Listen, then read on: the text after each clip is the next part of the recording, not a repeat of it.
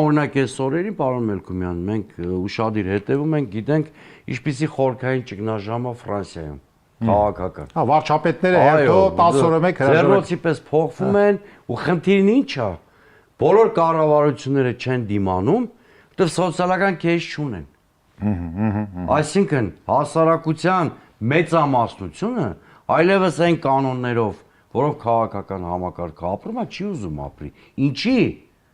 Ոնց որ ապարանի մեր սիրելի հայրենակիցները, այնտեղ էլ շարքային մարդը, որը գետնի վրա ունի իր խնդիրները, տեսնում է, որ քաղաքական իր դասը, այն դասը, որը